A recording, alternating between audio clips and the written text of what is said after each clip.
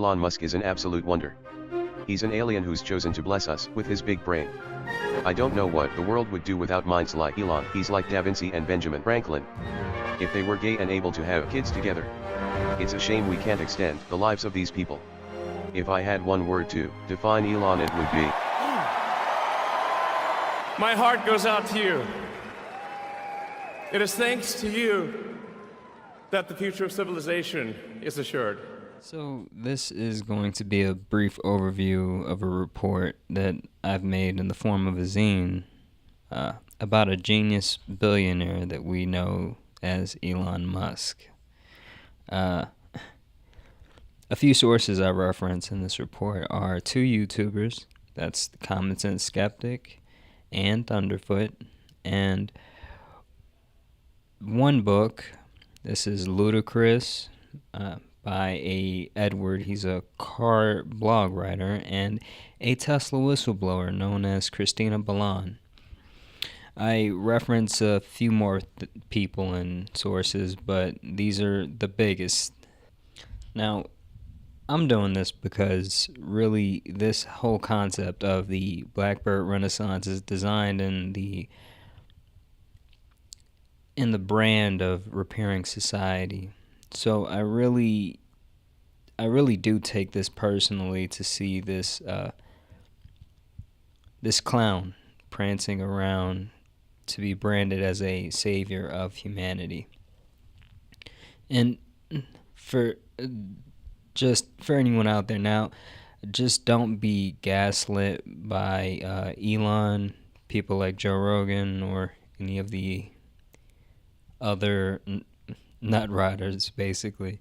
And the idea here is that when it came down to the inauguration, he did the salute.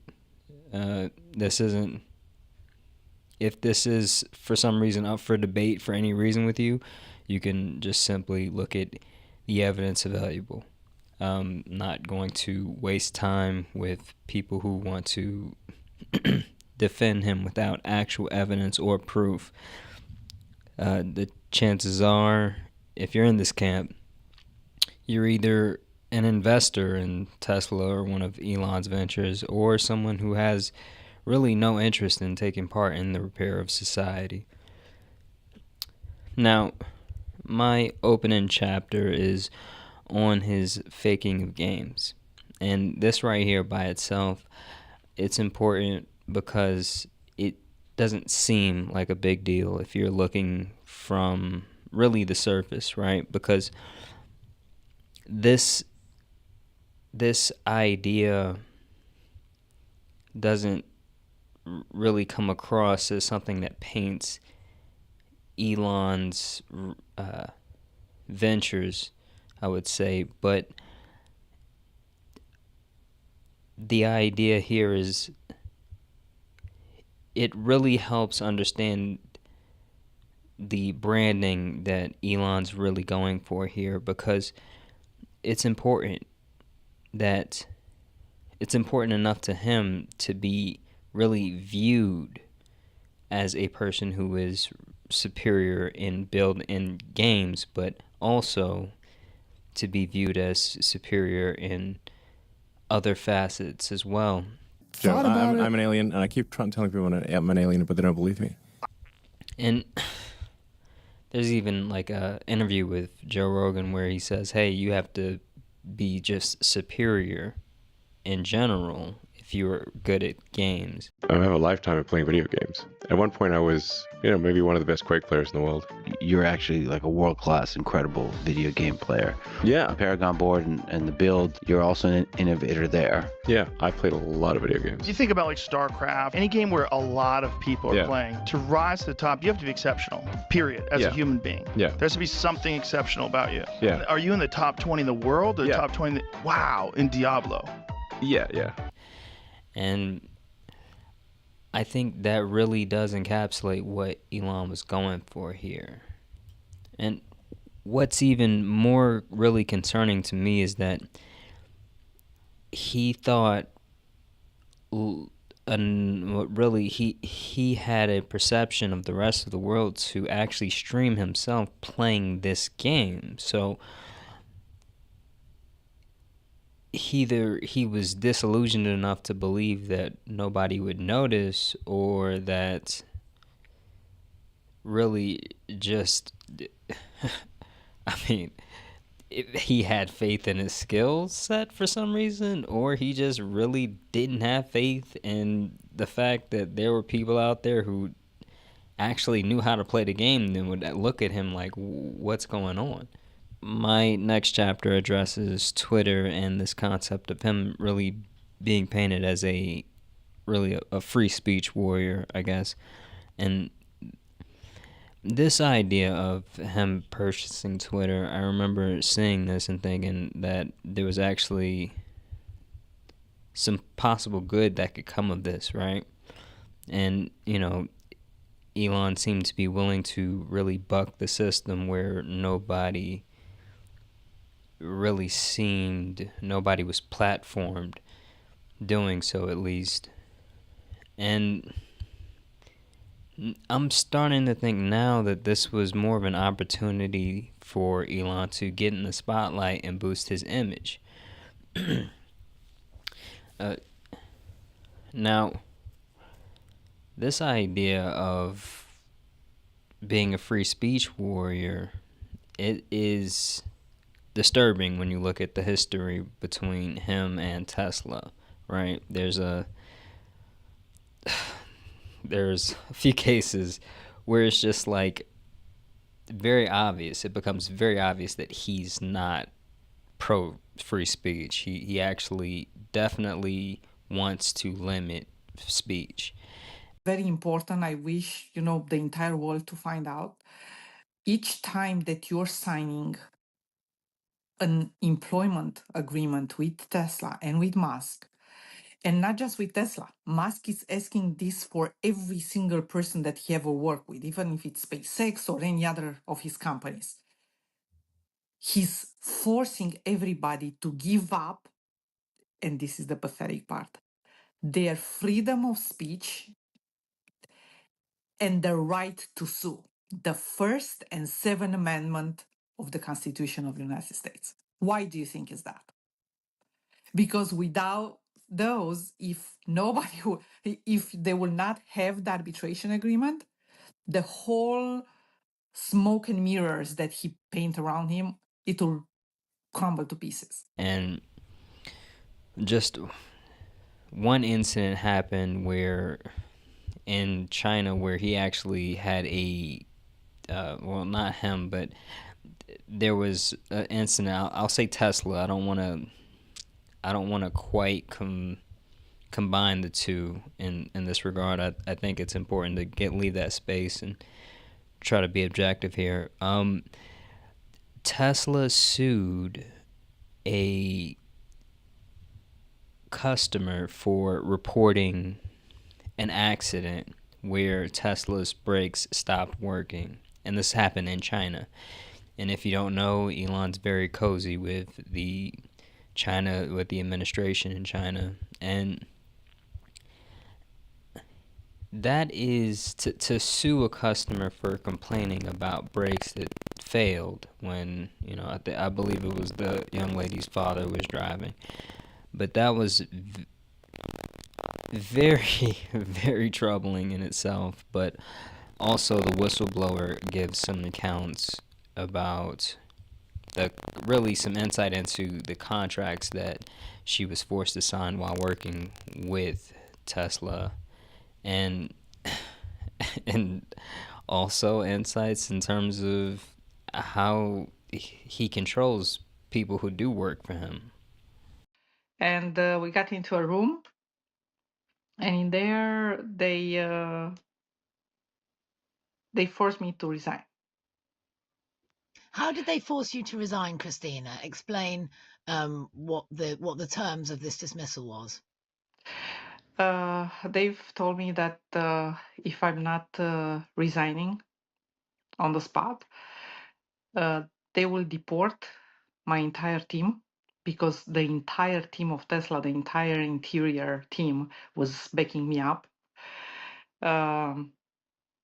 And their plan, Tesla's plan and legal department plan was to convince the entire team and myself to close the investigation, an internal investigation that we open in the company to fix a serious safety issue. And this Now, another thing regarding Twitter is this idea of this genius coming in and buying Twitter and transforming Twitter single-handedly. Well, there's a clip where he was questioned, and I think it was X Space or whatever it was called, but he was questioned about this.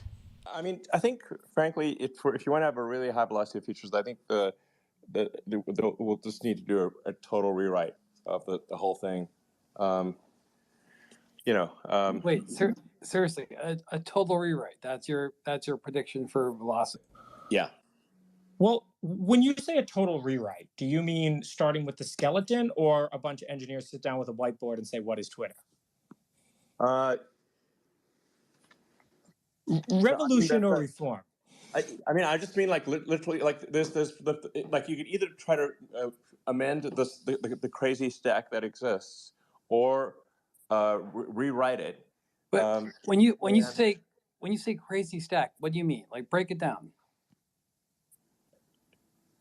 Have you seen George's like diagram? No. I mean, like, what do you mean by crazy? No, seriously. Come on, buddy. Come on. Who are you? What do you mean? Who am I? I don't know. You gave me the fucking mic. I got no. I didn't give you the mic. Whoa, I'm doing the mic, and let's keep it civil in my space. I mean, yeah. Like what? No, man. You're in charge of the servers and the programming, whatever. Like, what is the stack? Keep things technical in my space, please. Take me from top to bottom. What does the stack look like right now? What's so crazy about it? What's so abnormal about this stack versus every other large-scale system on the planet, buddy? Come on, give it to me. All right. So first off, amazing. Wow, you're a jackass. This particular coding around Twitter and what he was intending on doing, and I mean, he sounded like really a boss who was just really familiar with a few terms and really wanted to use those particular terms to really fend off anybody from questioning him. It didn't sound good. I really don't believe that he's a competent coder. And it's troubling because I feel like he, just like with the games, he thought either enough of himself or really just very little of the public to put himself out there as a coder and to be subject to questions like that. And this is something itself, but also this idea of Elon after some kind of debacle on X, or Twitter, he rolled out something called the X score, right? And this idea and this concept of the X score was something that was very similar to a social credit score. And this is interesting that this is something that he could just turn on, especially when you think now about how much data he has access to. Now, the longest chapter that I have here is the next chapter, which is literally on Tesla itself. And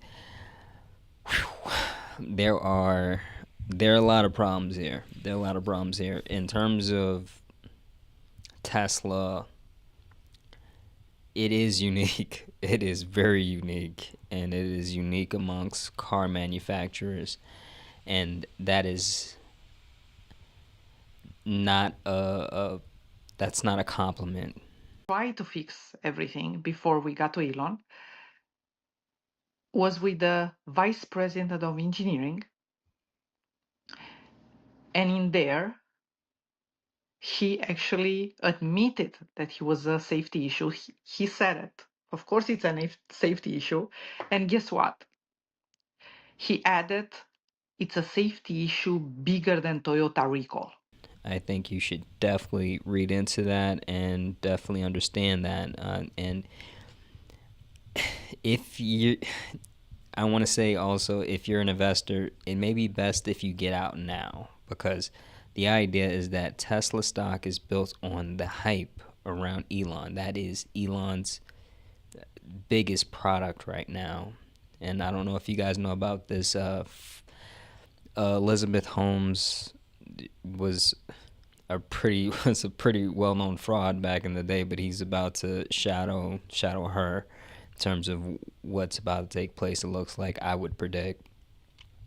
And also there, and the guy who, and Elon didn't start Tesla as well. That's another myth. And sure why he has to also say that he was a founder when he wasn't. I don't understand that. Oh, yeah, whatever. I remember finding that out and thinking, or being convinced by probably some Reddit forum online, that there was no real big deal, like nothing was done, and he came in. And he has interviews where he actually talks about coming in. But it was started by a guy named Martin Eberhard, right? And the idea here was this idea of Tesla. It was built on this revolutionary battery system, right? Elon did not invent that battery system. Elon he made some contributions that basically made the idea of outsourcing a lot of the body very much impractical, to where it wasn't possible at a certain extent. And it is, I mean, you're never gonna see an affordable Tesla at this point with the way things are going now, unless there's a very big shift in the company. But the idea here is there's a very troubling history around how Tesla survived, what they did to survive, and what they're continuing, or how they're continuing on in terms of the idea of, I mean, when it comes down to Silicon Valley, you'll realize that they need a lot of hype to really survive in a lot of cases. And it looks like Elon's taking that Silicon Valley culture to the car manufacturers, which is not recommended when you're looking at a computer and you're looking at coding. That's not a big deal. If you mess up something, somebody has to update a phone. That's nothing. When you're talking about software in cars,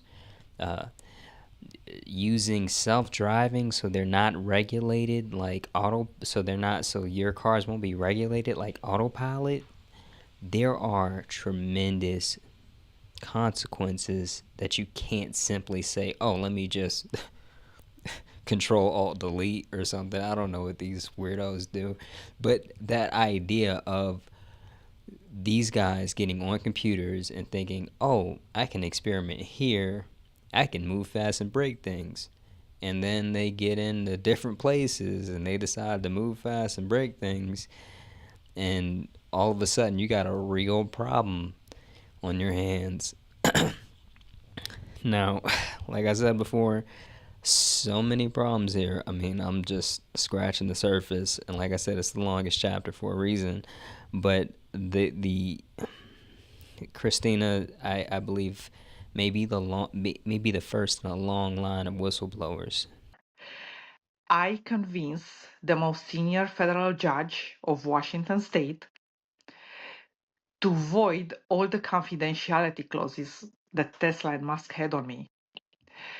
And I convinced her to allow me to get, into a public court.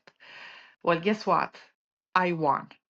When people in Tesla, when people employed by Tesla start to see Christina's case, they may decide to say, hey, you know what? This contract that I'm under isn't even legal. And they'll start coming out one by one and start to basically deconstruct this myth that Elon really built around himself.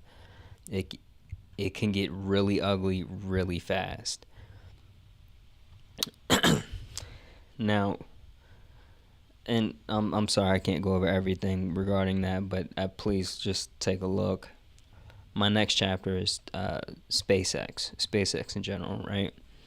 In terms of the operation and the value of SpaceX, I think there is something concrete there, right? I think of course Elon's myth has really bled into probably the stocks of every single venture that he's public about, but the idea here is that there may be real value here, but that value may be due to Elon's first employer of SpaceX, which is Tom Mueller, right? And Tom Mueller is a guy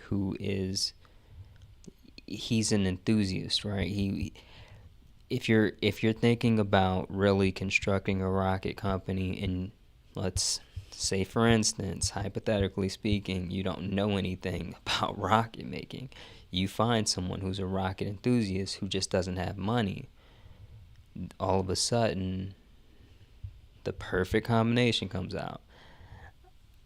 I'm, like I said, hypothetically speaking, but if I had money, then I would assume that. And it's also it's really funny if you look at Tom Mueller's interview.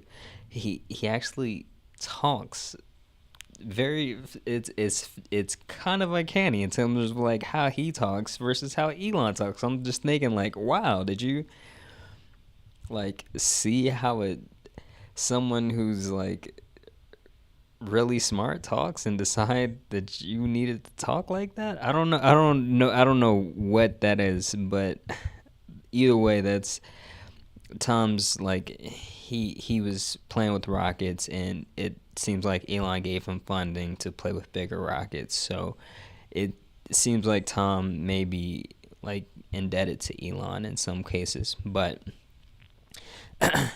in terms of there is some level of ingenuity there, but I think this idea of really where it comes down to what we need to worry about, a lot of this boils down to how little he thinks about people, because he's basically taking an entire town hostage, right? And this idea of taking the town hostage, are we going to Mars or not? Right now, we sure are messing a lot of stuff up in our area here. Brownsville, Texas sits at the southernmost tip of the United States. Basically, you got a guy with money, and politicians who don't do anything without money. This is the combination that you get, I feel like. But anyway, he's basically like, there's a beach in town, and they're told, like, on the drop of a dime, like, hey, you can't go to this beach, or you have to evacuate the beach because SpaceX is launching a rocket or something like that. And it is so ridiculous. It's crazy, but that's what he does. And the patience to actually try to model the actual flight itself doesn't seem to be there, because he's launching things up. He's launching all these different, rockets, and they're blowing up at a pretty high paced route, and he doesn't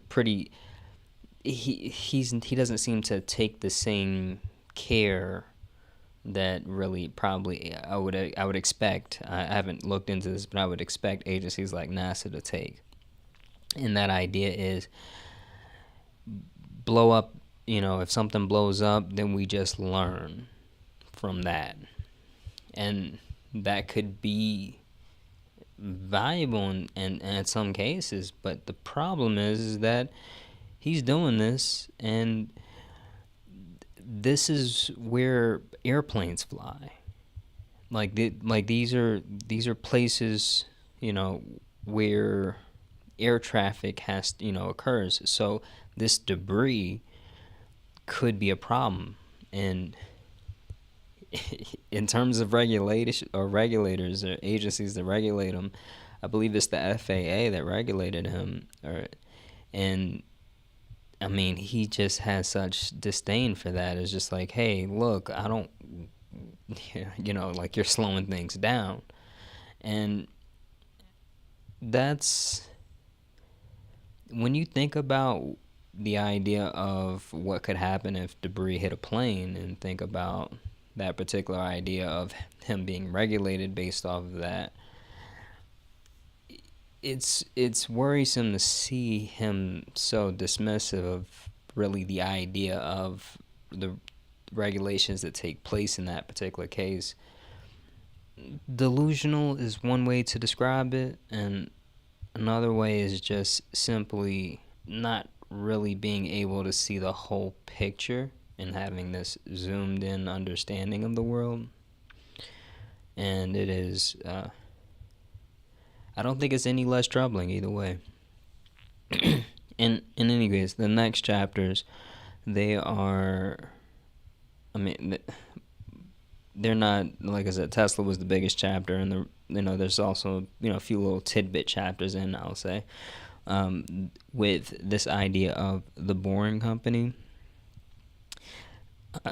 A lot of us may have heard, they're gonna, I think Elon made a claim about, hey, we're gonna sell the bricks made from the tunnels that they dig, and that is not happening. I don't think it's gonna happen. But the idea here is like,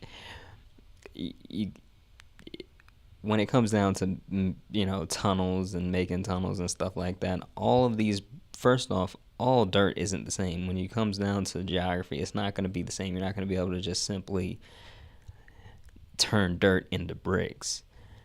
That's not how things work in terms of the actual manufacturing of a brick. But that idea of what's going on in terms of Boring Company outside of actually selling bricks is they've been denying contracts, right? And the idea here is when you get a hold of how regulators want to basically make sure that you know what you're doing under things like highways and stuff like that, you just don't want any part of it, I'm guessing. This is speculation. I don't know why he's denied, or why the Boring Company is denying contracts, but that idea is pretty much knowing how pesky Elon treat, or how the Elon treats the FAA as some kind of pesky regulatory agency. I imagine that I don't think it's a far leap to think that. And then anyway, the Las Vegas project is the biggest project right now, right? They're talking about projects all over, and we'll see how that works. I think there's a project maybe in Dubai or something. I don't know. But right now, the Las Vegas project, it's essentially a bunch of Teslas on, was it self-drive they call it. They can't call it autopilot because then they'll be regulated like autopilot, like every other company that talks about a car that can drive itself. But anyway, that idea of the Las Vegas project is just a bunch of Teslas moving in a tunnel at 35 miles per hour. I think that is like, it's basically, if there was if there was light traffic above surface, then you can expect to see that kind of speed. But it's pretty bad. I was like thinking of the project is just wah wah. But it's not going good. But the idea here is it's a problem. It's not a problem. It's a kind of a disturbing idea for these promises to be made and this showmanship to come out here, and this is the end product that what we get. And if anything, the idea of the next little tidbit chapter is Tesla Solar Roof, right? And there's a few things with this that this pattern is crazy. I noticed this more so by in writing the actual script for this video. The idea of how little Elon thinks of people, that's really the trend that I'm noticing here, because Tesla Solar Roof by itself is actually not necessarily it's not a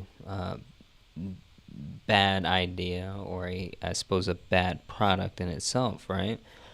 It's the problem here is more so the idea of what happens after you get the Tesla Solar Roof installed, because this one particular guy was, he was doing a whole report about his experience, and he was just, he just seemed very non-biased about everything. But the idea here was, how do you get the Tesla roof and then the customer service basically drops off of a cliff? Like, that's interesting. And knowing how Elon's trying to put AI everywhere and have AI solve all the problems, it's really disturbing to think about the way in which he does this particular or he handles people. But the Tesla Solar Roof isn't a bad product. The Tesla Solar Roof was actually, it's a trend. I'm not as disturbed about this, because a fraudster is going to fraud. But the idea here is, like, he took an idea that was existing and kind of painted it as his own, right? And that was really the one thing. But in terms of the solar roof in general, we're probably not hearing about that as much, as because it's harder to break in this industry. It's not, he doesn't have one of those, like, he's not among the first mover advantages, right? When Martin Eberhard came out with the Tesla, that was kind of it was an innovative design in terms of a lot of car companies were giving up on the idea of an electric car. The idea of Elon coming in terms of with Tesla Solar Roof is, oh, okay, I got this new idea that's so innovative. But I went to an actual what is this? Some kind of conference or something where they were showing off solar panels or something, and this was before I even had any doubts about Elon. I was like, oh, okay, what about the Tesla Solar Roof? And the guy looked at me. He was just like, the look he gave was just like, it's not a product that we care about. It was just like everybody who knows anything of or who's just remotely involved in the things that he talks about being like super genius in, are just looking at this like, yeah, no, not really.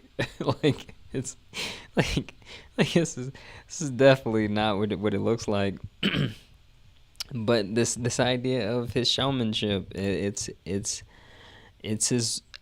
is, I would say, his most lucrative skill, honestly. And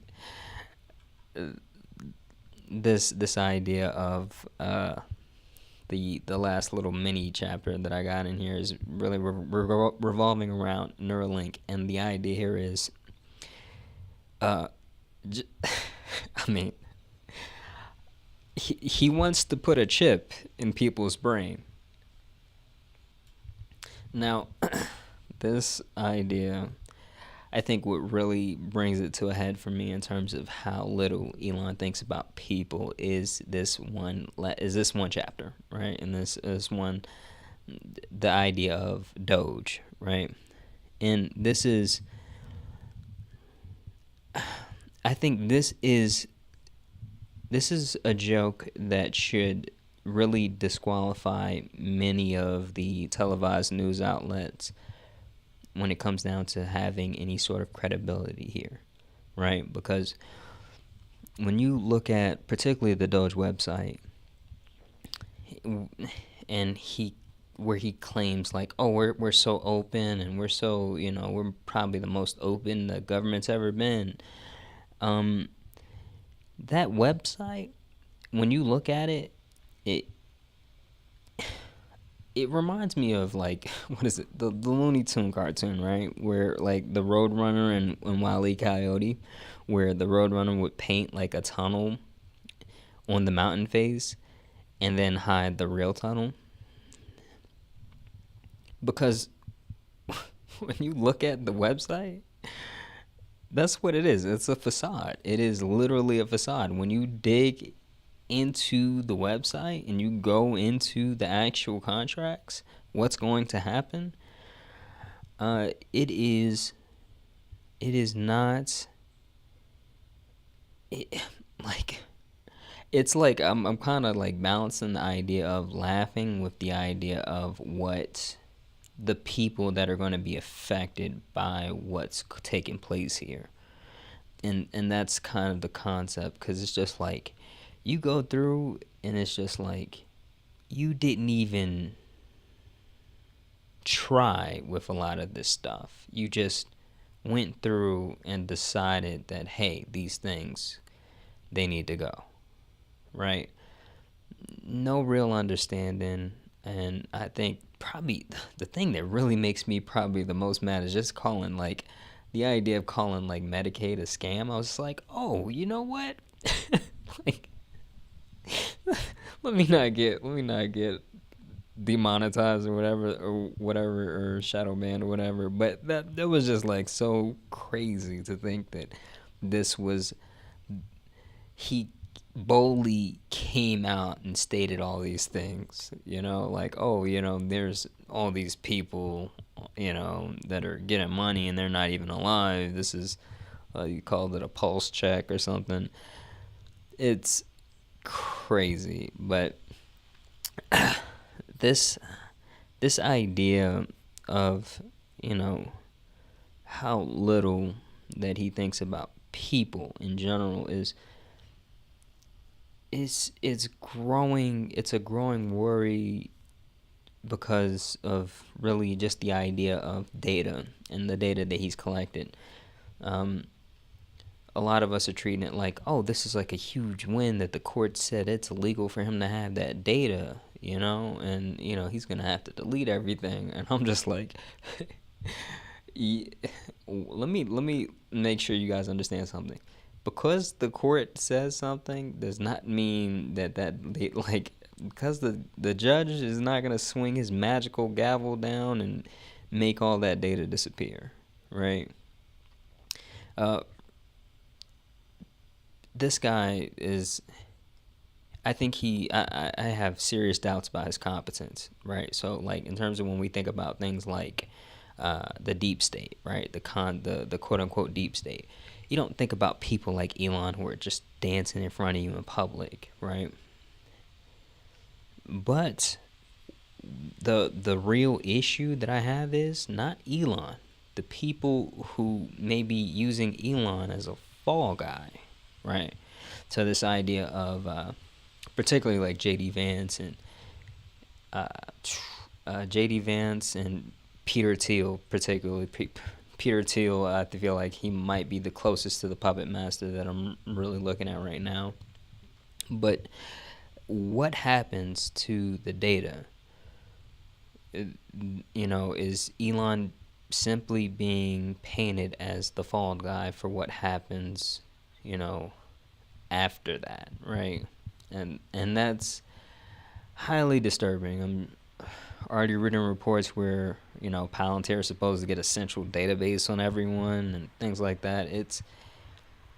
It's getting real 1984-ish out there, and people think like, oh, this. On one side, you think, oh, he's a savior of humanity, the disillusioned people who say that. And then the other side is just like, oh, well, he's just an incompetent drug addict. When they don't see like this incompetent drug addict might have friends that are very competent, very much not. They don't care about the spotlight. They only care about power and how they get that power. That's where I'm kind of like, oh no, that's not. This isn't really looking good, right? And this kind of bleeds into the last chapter, I would say, the last serious chapter, I'll say, the life after DOGE, because we really do need to understand the idea that Elon was allowed to get to where he was with DOGE, right? The idea of, oh, I'm going to fire all these government employees and have a grand old time and, take my ketamine and fire as many people as possible, right? Like, this idea, like, I heard it painted as like, oh, it's a hostile takeover and Elon's sending his goons in and, they're destroying everything. A few things about that. One, when it comes down to that concept of quote-unquote goons, right? The goons, I don't care if they need a group to be tough. I don't care about any of that. What I'm saying is goons are the type of people that you worry about flourishing if society fails. These people would not. Elon and all of his underlings, Oompa Loompas running around there, they're not going to be high on any pecking order that's related to coming around and forcing and strong-arming anybody, right? That they're just not the guys, right? But they were allowed to be the people who would come in and do all these things. And I'm suspecting that the bureaucrats at the head of the Department of Defense had a deal to let this take place, right? Now, I haven't really looked into the heads who Elon had at that meeting, but something tells me that these aren't the guys who like go out for beers with everybody after, a long day of work, or go out to beers with the, soldiers who've actually seen combat in any way, shape, or form. These are the people who go to dinner with people like Peter Thiel, and I don't know what is it, caviar or something? I don't know what rich people eat, but that's who they are, right? This idea of what's taking place, it's important for us to understand. Elon had a formal meeting with these people. There was no hostile takeover. There was nothing to where like, oh my goodness, he's in the Department of Defense. I think he got like, at some point he got access to weapons or something, weapons codes or something like that, or there was some overlap with some other agencies. But there was no hostile takeover at the Department of Defense. It was just simply, this is, a meeting. We need to have a formal conversation here, right? And it's very simple. Like, you all this prancing around, we understand it is theater. We're gonna let you sit down with us and talk about something that we can, maybe form as acceptable for the public to hear. But if your guys come to our department, they might get black-bagged, you know? Like,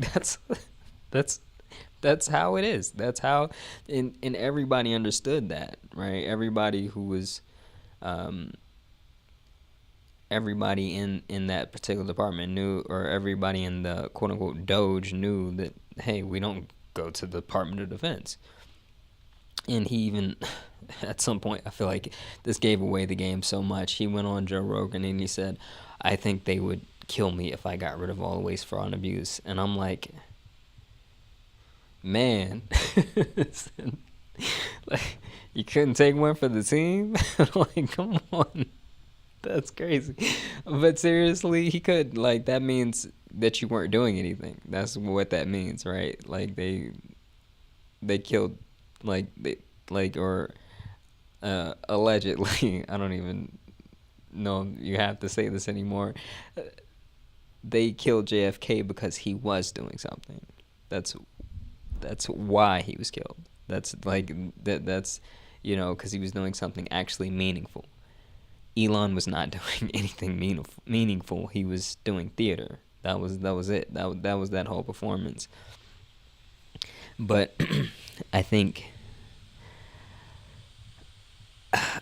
we need to really be prepared about this idea,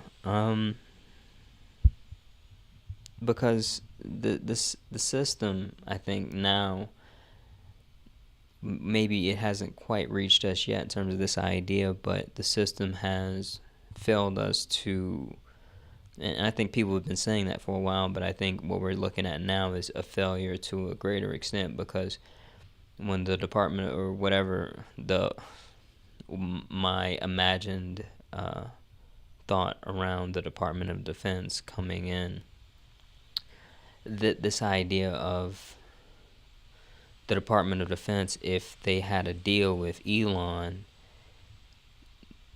these government employees were expendable to them. That's the idea, right? The idea is what they were doing was something that was not important to their particular goal and aim. And I want everybody to be prepared for the idea of, because we say the system has failed us in a lot of different ways, but right now I think we may experience something more closer to a more so collapse in terms of what to expect from this. And I want people to be prepared for that. And this, believe me, I hope I'm wrong. I don't want to be right about that. But the idea here is to slowly realize, or slowly start to kind of make preparations just in case. Because 20-something-year-old kids coming into an office saying you're fired to, like, people who've been there for 20-something years. People have been doing, like, government regulations and stuff like that. Even the FAA, you got planes crashing and you're trying to fire people at the FAA. That is so insane. But, I don't know what it is, but it feels like this could be really a front for what's really taking place behind the scenes. Peter Thiel, who's the founder and really the person behind Palantir, is famous in the Valley for being a very outspoken conservative or a techno-libertarian. They have these really interesting, strange bedfellows in terms of leadership, but I think they have something in common with the old style Valley, of the Valley of the Cold War era, in that there's this understanding that there is a partnership that's necessary between private industry and the defense establishment in order to get the best tech in the hands of the U.S. government. And it's waxed and waned, but the business of war has always been Silicon Valley's business to some degree. And like I said before, I think it could be like a full-on collapse, right? So we could be really experiencing a liquidation in terms of the government, because the military got more money, right? Something tells me that the bureaucrats at the military, which, I highly doubt that they've seen any combat. I highly doubt that. I don't know if anybody's really. I remember Seymour Hersh did a, Seymour Hersh had a book where he exposed a lot of stuff in terms of what happened, and also I think it was Andrew Hubert, or I forgot who, but the idea was those guys up top, they don't even care about what happens on the actual battlefield. And what we're looking at now could be reflective of these guys coming to a deal with guys like Peter Thiel, and to make this make this really country take a new form and a new shape. And I don't want you guys to be surprised at that, whatever happens. And I think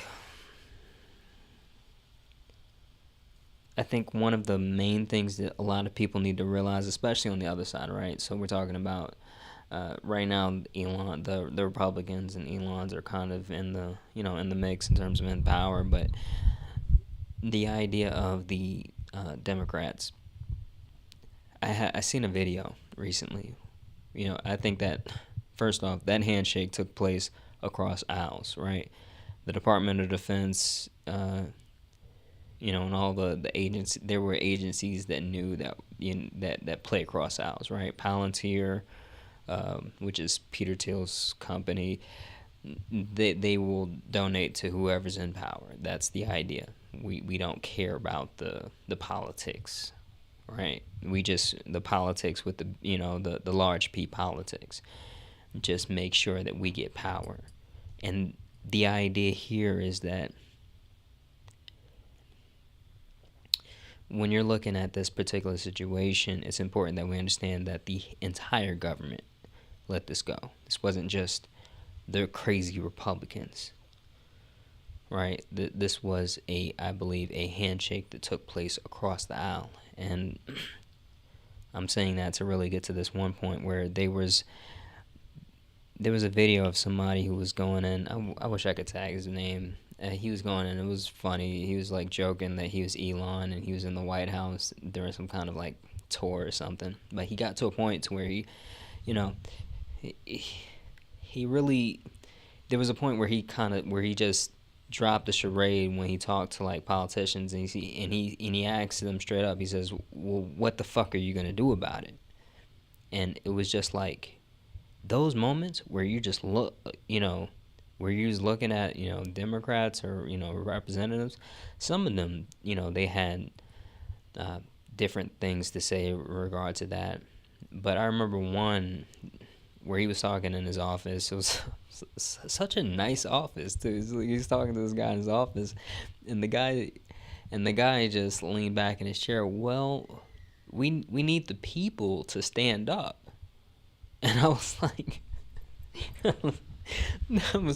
it was like, oh, okay, I see. You're right. You're absolutely right. I completely wholeheartedly agreed with that statement. But I think really the difference in terms of what me agreeing with him and what he probably thinks is that the people standing up would leave him with any job or purpose in the government. Because I'll be honest with you, after this takes place, after this is taking place, it doesn't need to be, oh, the Democrats are back in power, right? Look, like we're not children running between two dysfunctional divorced parents, right? The idea here is that this is the ending point. There's no, we're going to go back to you guys and go back to sleep because you guys are in power. When it comes down to what's happening today, we need to understand that. We need to really ingrain that in terms of this guy, how far he's gotten, particularly, being a fraud outside the government is one thing. Being a fraud inside the government, I think, is a completely different thing, especially when you have a lot of people, talking about what needs to take place in regard to people's livelihoods. This guy's, I think a lot of people may be still fooled into thinking that this guy actually cares about regular people and sees eye to eye with them. But you don't get rich like Elon by looking around and thinking like how unfair it is that you can buy entire countries, and hardworking people will struggle to find the money to pay rent, right? What happens is you see your stock go up, the value of your companies go up. You ignore all the employees that work to make that happen, and you think, wow, I'm one of the chosen few. A lot of these billionaires, or that's a very generous assumption from me. We'll say a lot, not all right now, but a lot of these billionaires, they think that they are gods. Elon is not a savior of humanity. He's a...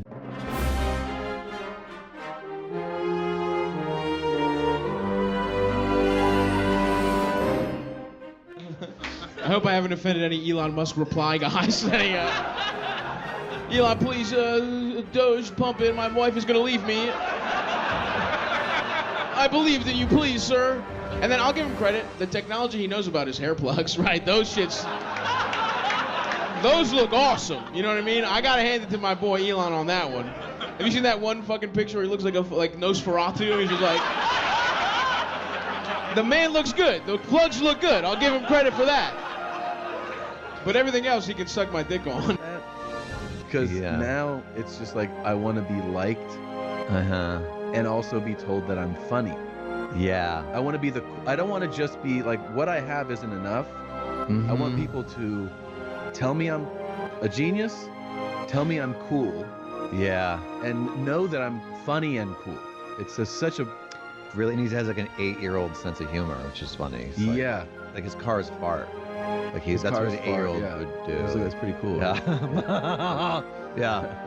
Makes a fart sound. Yeah. My car's flying around Uranus. What's the video game Elon Musk says he plays? Did you hear he lied about that? What? He's like, he's not even that good at it. He was cheating. He had somebody else playing for him. He was video game lying. That's psychotic. Really weird, yeah.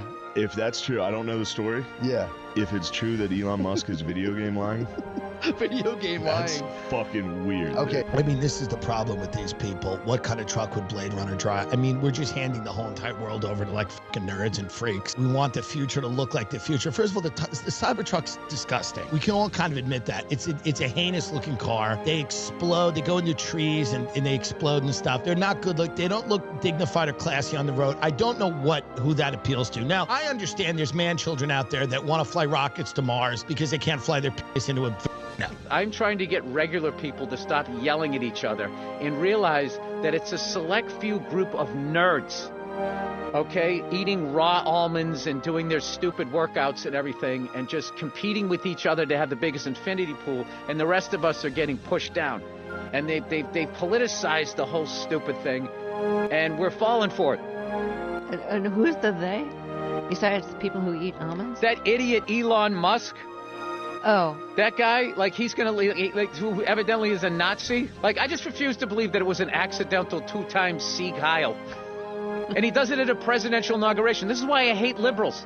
It's like liberals have no teeth whatsoever. They just go, oh my God, can you believe I'm getting out of the country? I'm just like, you're gonna leave the country because of one guy with dyed hair plugs and a laminated face who makes a bad car and has an obsolete social media platform? You're going to leave this... Why doesn't he leave? Why isn't he stopped? What are we so afraid of this guy who can't fight his way out of a wet paper bag?